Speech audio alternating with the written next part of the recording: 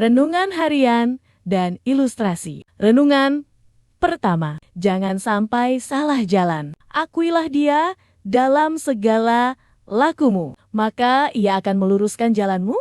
Amsal 3:6. Ketika berpergian ke suatu tempat, yang pertama-tama kita perhatikan adalah jalan atau arah kemana kaki kita harus melangkah. Tanpa adanya jalan, kita tidak akan pernah bisa mencapai tempat yang hendak kita tuju tersebut. Kalau salah atau keliru, akan berakibat sangat fatal. Jangankan mengantarkan kita kepada tujuan, sebaliknya, kita malah akan tersesat. Ada jalan yang disangka orang lurus, tetapi ujungnya menuju maut.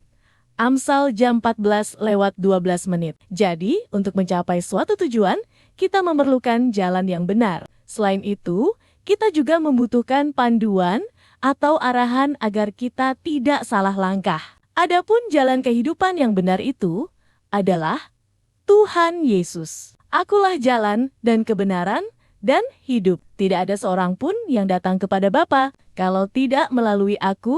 Yohanes 14:6. Langkah utama yang harus kita lakukan adalah percaya kepada Tuhan dan mempercayakan hidup ini kepadanya. Percayalah kepada Tuhan dengan segenap hatimu, dan janganlah bersandar kepada pengertianmu sendiri. Ayat 5. Karena apa yang kita percayai akan menentukan bagaimana seluruh hidup kita. Banyak orang lebih percaya dan mempercayakan hidupnya kepada kekayaan dan cenderung mengandalkan kekuatannya sendiri. Mereka berpikir bahwa kekayaan adalah segala-galanya dalam hidup ini. Ada tertulis, siapa mempercayakan diri kepada kekayaannya akan jatuh, tetapi orang benar akan tumbuh seperti daun muda. Amsal jam 11:28. Kekayaan bisa lenyap dalam sekejap, karena tiba-tiba ia bersayap, lalu terbang ke angkasa seperti Raja Wali. Amsal 23:5. Siapakah kita ini? Manusia itu tidak lebih daripada embusan napas. Dan sebagai apakah ia dapat dianggap? Yesaya jam 2:22. Tetapi bila kita percaya kepada Tuhan Yesus, keberadaan kita akan seperti batu karang yang tidak mudah digoyahkan oleh gelombang dan badai kehidupan. Mempercayakan hidup kepada Tuhan berarti tunduk sepenuhnya kepada kehendak Tuhan.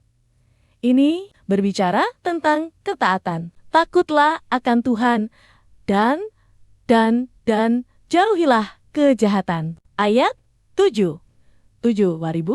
Ayat 7. Percayalah bahwa apapun yang Tuhan rancang bagi kita adalah untuk kebaikan kita dan pasti baik adanya. Tunjukkanlah kepadaku jalanmu, ya Tuhan, supaya aku hidup menurut kebenaranmu. Mazmur 86:11. Renungan kedua. Carilah Tuhan selagi bisa ditemui. Carilah Tuhan dan kekuatan-Nya. Carilah wajahnya selalu. 1 Tawarikh jam 16:11. Raja Daud menyadari benar betapa pentingnya memiliki persekutuan yang karib dengan Tuhan. Tinggal dekat Tuhan. Karena itu ia berkata, sebab lebih baik 1 hari di pelataranmu daripada 1000 hari di tempat lain. Lebih baik berdiri di ambang pintu rumah Allahku daripada diam di kemah kemoh orang fasik.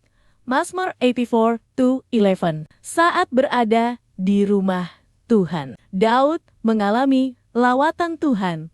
Lawatan Tuhan selalu disertai dengan kebaikan dan kemurahan-Nya. Karena itu Daud terdorong hati untuk bersaksi dan menceritakan kasih, kemurahan, dan perbuatan-perbuatan Tuhan kepada orang lain. Bersyukurlah kepada Tuhan, panggillah namanya, perkenalkanlah perbuatan-Nya di antara bangsa-bangsa. Bernyanyilah boginaya, bermazmurlah baginya. Percakapkanlah segala perbuatan-Nya yang ajaib. Bermegahlah di dalam nama-Nya yang kudus. Biarlah bersuka hati orang-orang yang mencari Tuhan. Ayat 8.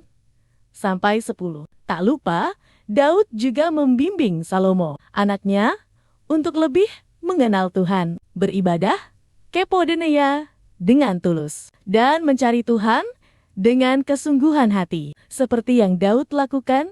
Dan engkau, anakku Salomo, kenalah Allahnya ayahmu, dan beribadahlah kepodeneia dengan tulus ikhlas dan dengan rela hati. Sebab Tuhan menyelidiki segala hati dan mengerti segala niat dan cita-cita. Jika engkau mencari Dia, maka Ia berkenan ditemui olehmu. Tetapi jika engkau meninggalkan Dia, maka Ia akan membuang engkau untuk selamanya.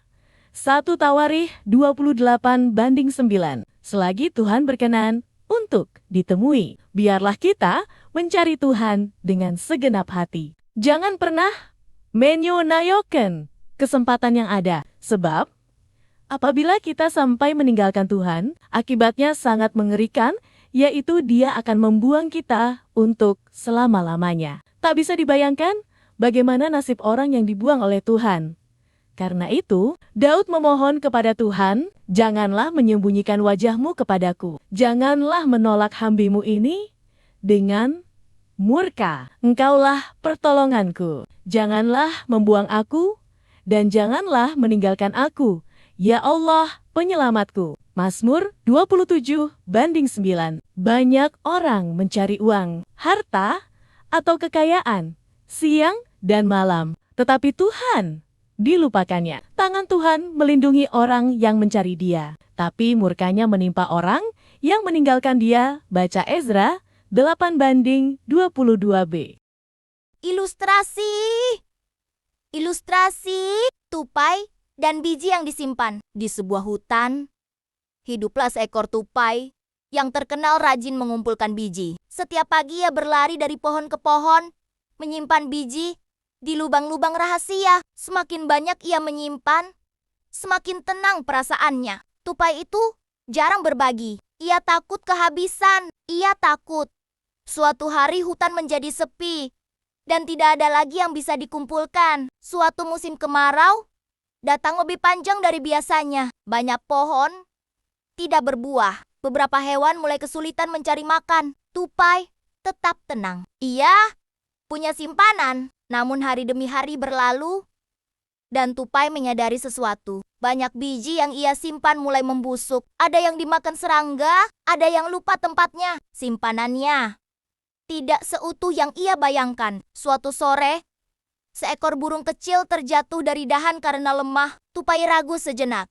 lalu mengeluarkan satu biji dan memberikannya. Burung itu memakannya perlahan dan kembali terbang ke sarangnya. Keesokan harinya, tupai melihat sesuatu yang baru. Di beberapa tempat bekas simpanannya, tunas kecil mulai tumbuh. Biji yang dulu ia tanam tanpa sengaja kini menjadi pohon muda. Sejak saat itu, tupai tetap rajin mengumpulkan biji. Namun, tidak semuanya disimpan. Sebagian ia lepaskan.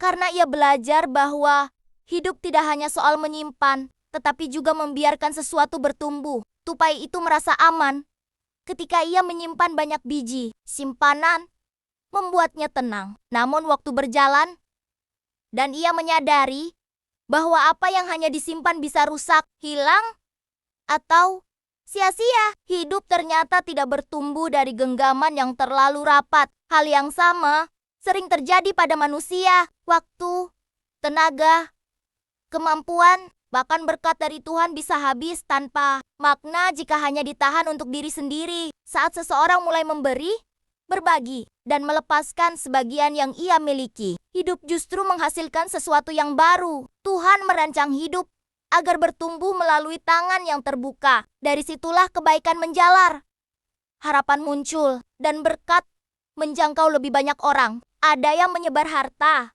tetapi bertambah kaya. Ada yang menghemat secara luar biasa, namun selalu berkekurangan. Amsal jam 11:24.